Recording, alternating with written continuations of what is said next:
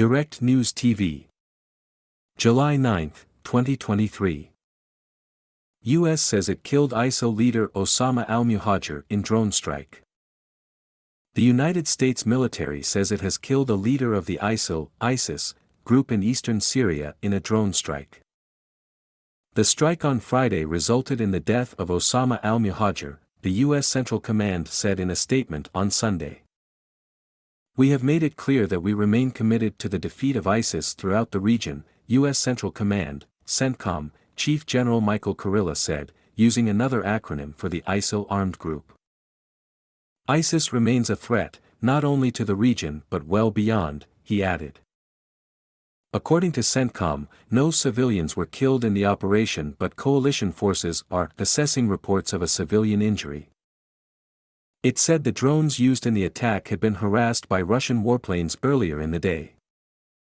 Friday's strike, CENTCOM said, was conducted by the same MQ-9s, drones, that had been harassed by Russian aircraft in an encounter that had lasted almost 2 hours. U.S. drones taking part in operations against ISIL in Syria were harassed by Russian military aircraft on Thursday for the second time in 24 hours, a U.S. commander said at the time. Air Force Lieutenant General Alexis Grinkwich said the planes dropped flares in front of the drones and flew dangerously close, endangering the safety of all aircraft involved.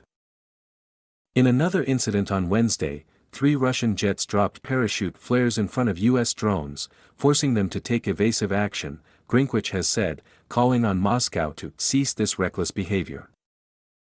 The 2 separate incidents on Wednesday and Thursday involving Russian warplanes and U.S. Reaper drones were captured on video, the U.S. said. Earlier this year, a diplomatic dispute erupted briefly when the U.S. claimed that Russian jets were responsible for the downing of a Reaper drone, valued at more than $30 million and packed with sensitive U.S. spying technology, operating over the Black Sea. Moscow denied its warplanes were responsible for the drone crashing into the sea in March, but footage released by the U.S. military showed Russian planes engaged in maneuvers to hamper the drone's flight path.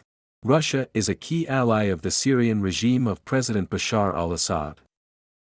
With the support of Moscow as well as Iran, Assad has clawed back much of the ground lost in the early stages of the Syrian conflict that erupted in 2011 when the government brutally repressed pro-democracy protests.